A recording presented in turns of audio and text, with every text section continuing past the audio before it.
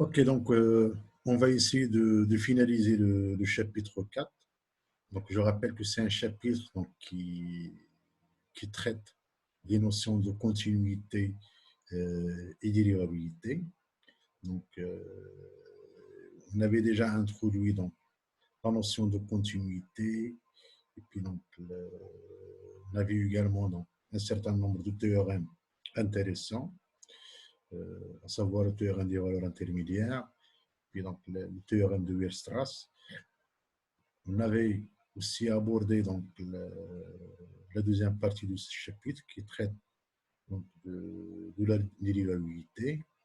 On s'est arrêté la dernière fois au niveau des opérations sur les dérivés. En commençant donc par la dérivation de la somme de deux fonctions, le produit de deux fonctions, ou bien le rapport de deux fonctions, le composé de deux fonctions, l'inverse, la dérivée de l'inverse d'une fonction quand cette fonction, bien entendu, est bijective. Alors, maintenant, on va voir autre chose. Donc, ici, donc, on rappelle les dérivés de quelques fonctions usuelles que vous avez déjà rencontrées. Voilà, donc pour une fonction donnée ici, donc on donne son domaine de définition, sa dérivée, et puis donc au niveau de cette colonne-là, vous avez donc, le domaine de définition de la fonction dérivée. Donc, en particulier, donc, la dérivée d'une constante, donc c'est 0. Okay. La dérivée d'une fonction affine, donc c'est le coefficient directeur que vous avez là, c'est A. La dérivée d'un monombre d'ordre n, donc c'est n fois x à la puissance n moins 1, la dérivée de 1 sur x, donc c'est moins 1 sur x carré, donc ça c'est des fonctions que vous connaissez. La racine de x, ln de x, et puis donc la dérivée de la fonction exponentielle de x, donc c'est elle-même, d'accord.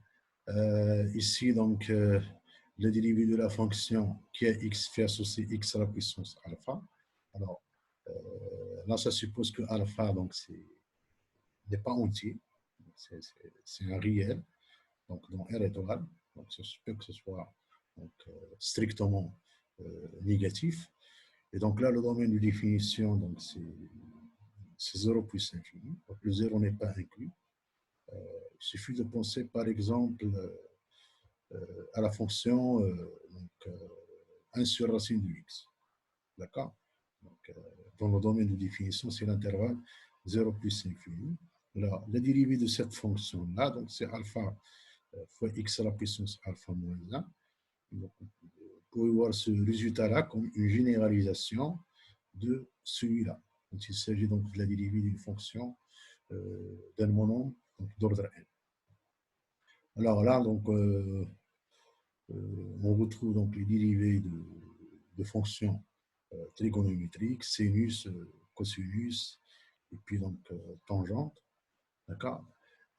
Vous avez également donc les dérivés de la fonction arc-tangente. Donc, je rappelle que la fonction arc-tangente, c'est la fonction réciproque de, de la fonction tangente.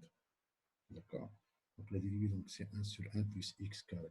Là, tous ces résultats-là, normalement, on pourrait les prouver en passant par la définition de la dérivée que l'on avait vue. D'accord. Ok, donc on va voir maintenant autre chose. Là on rappelle donc, les définitions de dérivées d'ordre n. Alors, les dérivées d'ordre n, donc ça sert surtout donc, pour établir la formule du développement limité d'une fonction régulière. Alors, donc, si par exemple on a une fonction donc, qui est dérivable en A, okay, supposons de plus que la fonction dérivée de f, il est dérivable en A, D'accord? Alors, on dit que f, il est 2 fois dérivable en A. Et donc là, donc, on parle de la dérivée seconde de f en A, donc que l'on pourrait noter, donc que l'on note plutôt donc, f seconde. Vous voyez là. D'accord? Donc là, c'est la fonction dérivée seconde de f. D'accord? Maintenant, donc, de la même façon, donc c'est la fonction dérivée seconde est dérivable en A. D'accord? On dit que f il est 3 fois dérivable. OK? Et donc, on note donc la dérivée d'ordre 3 de f comme ceci. Donc, vous pouvez voir donc, à partir de l'ordre 3, OK? Donc, on utilise donc, un entier entre parenthèses. Alors, les parenthèses, donc, c'est pour faire la distinction entre la dérivée donc, d'ordre n, pour n supérieur ou égal à 3, et donc, la puissance nème d'une fonction, f à la puissance n. OK? Alors, maintenant, donc, si la dérivée d'ordre n pour un entier n donné existe, OK? Et si cette fonction dérivée d'ordre n est dérivable en A, à ce moment-là, donc, on dit que donc, f il est n plus 1 fois dérivable en A. D'accord? Et donc là, on parle de la dérivée d'ordre n plus 1 de f. Alors, quelques autres définitions. Alors, si vous avez une fonction f qui est n fois dérivable, donc sur un intervalle donné, d'accord, et tel que donc, la dérivée d'ordre n est contenue donc, sur ce même intervalle, on dit que donc, la fonction f elle est de classe n. Alors, cette notion de fonction de classe n, il est utilisable surtout donc, au niveau du développement limité ou la formule de Taylor. Donc, là, on introduit donc la fonction de classe C infinie. Donc, c'est tout simplement une fonction qui est que l'on pourrait dériver autant de fois que l'on veut. À titre d'exemple, on pourrait prendre les fonctions polynomiales, d'accord, les fonctions trigonométriques. Vous avez un petit exemple ici. Donc, il s'agit d'un polynôme d'ordre 3. Okay, donc, le domaine de définition de f, c'est R. Donc, en utilisant donc, les règles de dérivation de fonctions usuelles données dans le tableau que l'on vient d'introduire, les dérivées de f, c'est donc 3 fois 5 fois x à la puissance 2, ça fait donc 15 fois x au carré. Donc, ça, c'est on dérive ce terme-là, donc ça nous donne ceci.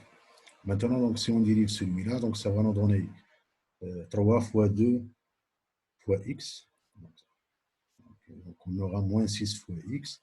Alors là, 7 fois x, donc il s'agit d'une fonction linéaire, 7 fois x, donc sa dérivée c'est 7. Puis donc là, la dérivée d'une constante c'est 0. Bon, de la même façon, donc on pourrait donc calculer donc la dérivée seconde. Et pour cela, donc on va dériver la fonction dirigée de première. Donc, on va dériver ça par rapport à x. Alors, on va avoir 15 fois 2 fois x. Donc, ça veut dire 30 fois x. Puis, donc, moins 6x, c'est dérivé par rapport à x. Donc, c'est moins 6. La dérivée de ça par rapport à x, bien sûr, donc c'est 0. Donc, la dérivée donc constante, c'est 0. On peut également donc, déterminer donc, la dérivée de l'ordre 3. On va dériver cette fonction-là. Donc, 30 fois x, c'est dérivé, donc c'est 30. Moins 6, c'est dérivé, c'est 0. Donc, on aura la dérivée de l'ordre 3 est égale à 30. Maintenant, donc, par exemple, si on veut la dérivée d'ordre 4, on va dériver cette fonction constante-là. Donc, ça va nous donner 0. Donc, la dérivée d'ordre 4, c'est 0. Et donc, la dérivée d'ordre 5, ça va être 0 ici. Parce que toujours la dérivée dans une fonction constante, c'est 0. Et donc, on voit là que pour n supérieur ou égal à 4, d'accord? Donc, la dérivée d'ordre n de cette fonction polynomiale, donc, c'est 0. D'accord?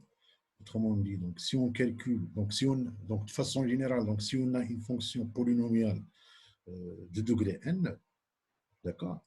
Alors, on peut, à partir de la dérivée d'ordre n plus 1, donc, vous avez des dérivés donc, qui sont nuls, comme le cas que vous avez ici. Alors, comme j'ai dit tout à l'heure, donc ces définitions, bien ces notions de dérivée d'ordre n, donc elles sont très utiles dans le calcul de développement limité. Donc là, si on cherche à déterminer donc, le développement limité d'ordre n, on aura besoin de, au voisinage d'un point donné A, donc on aura besoin de déterminer donc, les dérivées, toutes les dérivées jusqu'à l'ordre n de cette même fonction.